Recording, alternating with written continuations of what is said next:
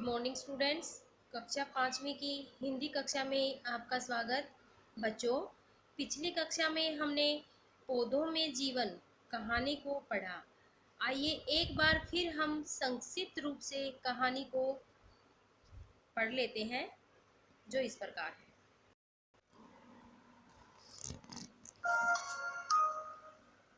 पौधों में जीवन।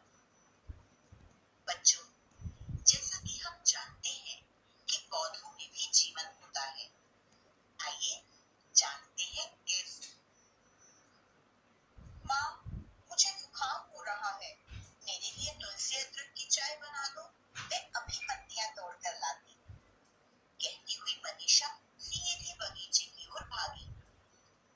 रुको मनीषा, रुक जाओ, तुलसी की पत्तियां मत छूना। संध्या के समय पेड़ पौधों के पत्ते कभी नहीं तोड़ने चाहिए। मैंने तुलसी की पत्तियां सुखा कर रखी हुई है, उन्हीं से तुलसी अदरक की चाय बना दूंगी, माँ ने कहा। मनीषा हंसने लगी, बोली, माँ, पढ़ी लिखी होकर भी आप ऐसी बातें करती हैं। माँ ने कहा, नहीं बेटी, मैं तो विज्ञान द्वारा सिद्ध बात ही कर रही हूँ। पेड़ पौधों में भी प्राण होते हैं, बिल्कुल हमारी तरह। वे भी रात को आराम करते हैं, हमारी तरह उन्हें भी प्यास लगती है, इसीलिए हम रोज गमलों में पानी देते हैं। अच्छा माँ, मनीषा ने कहा। बेटी, आज से लगभग 100 वर्ष पूर्व तक लोग मानते थे कि पेड़ पौधों में जीवन नहीं होता, वे सुख दुख का अनुभव नहीं कर सकते। परंतु हमारे देश में ही एक प्रसिद्ध वैज्ञानिक ने प्रयोगों द्वारा यह सिद्ध कर दिया कि पेड़ पौधों में भी जीवन होता है। उन पर भी हमारी तरह गर्मी, सर्दी और विष आदि का प्रभाव पड़ता है। वे भी अन्य प्राणियों की तरह खाते पीते, सोते जागते, हंसते रोते, काम और आराम करते हैं। पर माँ, ये वैज्ञानिक थे कौन? मनीषा ने उत्सुकता से पूछा। तब माँ ने बताया, जगदीश चंद्र बसु। उन्होंने ही सबसे पहले इस बात का पता लगाया और सिद्ध कर दिया कि सभी जीव जंतुओं की तरह पेड़ पौधों के भी दिल, धमनियां और तंतु होते हैं। जगदीश चंद्र ने कई यंत्र भी बनाए, इनसे यह देखा जा सकता था कि पेड़ पौधे सांस लेते हैं, खाते पीते हैं, वे रात को सोते हैं और दिन होने पर उठते हैं। एक बार कई विदेशी वैज्ञानिकों की सभा में उन्हें अपनी बात सिद्ध करने को कहा गया।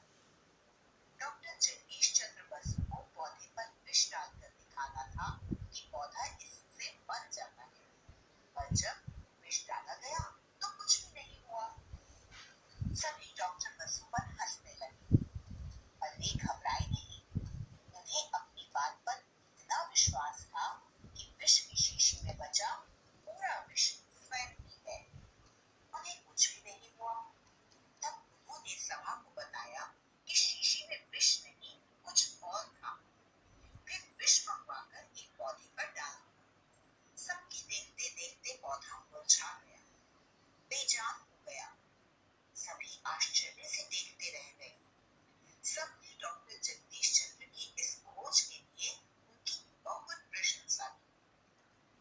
मनीषा बोली, हमारे बगीचे में कुछ पौधे और फूल रात को मुरझा जाते हैं और सुबह होते ही फिर से ताजा हो जाते हैं।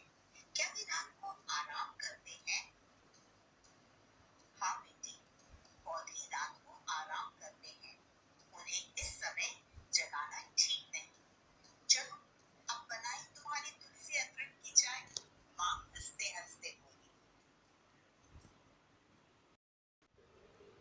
बच्चों, हमने कहानी में जाना कि पौधे भी हमारी तरह छोटे से बड़े होते हैं, उनमें भी जीवन होता है।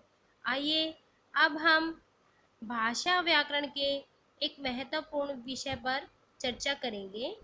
तो बच्चों बताइए, जो शब्द किसी शब्द का उल्टा अर्थ दर्शाए उन्हें क्या कहते हैं?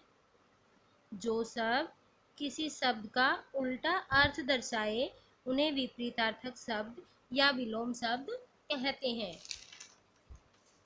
आइए विपरीतार्थक शब्द या विलोम शब्द के बारे में विस्तार से समझते हैं। आप अपनी पाठ्य पुस्तक SP 20 में दिए गए विलोम शब्द को पढ़ेंगे। विलोम शब्द किसी शब्द का विपरीत या उल्टा अर्थ देने वाले शब्द को क्या कहते हैं? विलोम शब्द। दूसरे शब्दों में कहा जाए तो एक दूसरे के विपरीत या उल्टा अर्थ देने वाले शब्द विलोम शब्द कहलाते हैं। जैसे सोना और जागना, ये एक दूसरे के विपरीत अर्थ बता रहे हैं। ये शब्द विलोम शब्द हैं। लिंग के आधार पर विलोम शब्द। शब्द वर विलोम शब्द है। वर शब्द का विलोम शब्द कन्या। नारी नर। माता पिता। भाई बहन। उपसर्ग निर्मित शब्द के आधार पर विलोम शब्द। सहारा बेसहारा। वैराग अनुराग। गुण अवगुण। सुगंध दुर्गंध। विपरीतार्थक प्रचलित शब्द के आधार पर विलोम शब्द। अमृत विष। अधूरा पूरा। आना जाना। अंधकार प्रकाश। अ तथा अन शब्द के आधार पर विलोम शब्द। आदर अनादर। अर्थ अनर्थ। इष्ट अनिष्ट। सफल असफल। बच्चों, आपने अब विलोम शब्दों के बारे में विस्तार से जाना। अब आप अपनी कार्य पुस्तिका वर्कशीट नंबर 1 के पृष्ठ संख्या 1 का जो प्रश्न है वो अपनी पुस्तिका में करेंगे, जो इस प्रकार है।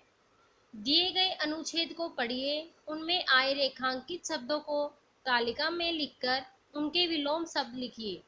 यहाँ पर रेखांकित शब्द हैं, कुछ शब्द रेखांकित हैं और उन्हीं शब्दों का हम विलोम शब्द बनाएंगे, जो इस प्रकार है।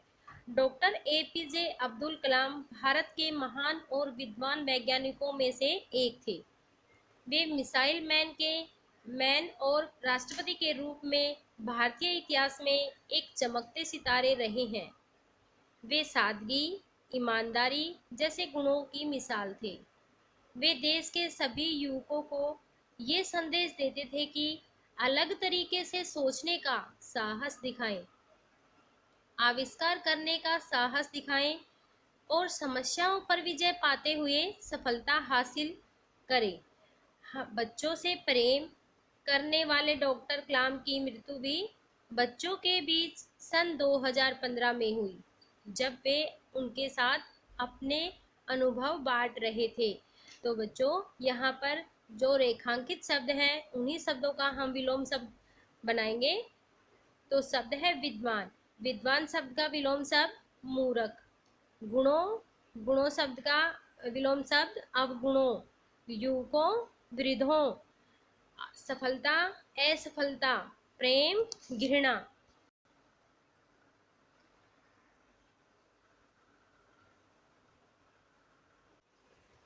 बच्चों, वर्कशीट नंबर 4 में भी कुछ विलोम शब्द दिए गए हैं, उन पर भी हम चर्चा करेंगे, जो इस प्रकार है। कोष्टक में दिए गए शब्दों के विलोम शब्द लिखकर वाक्य पूरे कीजिए। यहाँ पर कोष्टक में जो शब्द दिए गए हैं उन्हीं शब्दों का हम विलोम शब्द बनाएंगे। मनीषा की माता ने उसे संध्या के समय पौधे से पत्ते तोड़ने को मना किया। पिता शब्द का विलोम शब्द माता। पेड़ पौधे रात में सोते हैं। तो कोष्टक में दिन शब्द दिया गया है, तो दिन शब्द का विलोम शब्द रात। डॉक्टर बसु ने पौधे में विष डाला जिससे पौधा बेजान हो गया। तो कोष्टक में अमृत शब्द दिया गया है। अमृत शब्द का विलोम शब्द विष। डॉक्टर बसु ने पेड़ पौधों के लिए कई यंत्र बनाए जिनका प्रयोग सफल रहा। कोष्टक में असफल दिया हुआ है, तो असफल शब्द का विलोम शब्द है सफल। नेक्स्ट, डॉक्टर बसु ने विष के शीशी में बचा पूरा विष स्वयं पी लिया। तो कोष्टक में आधा शब्द दिया गया है, आधा शब्द का विलोम शब्द पूरा शब्द है।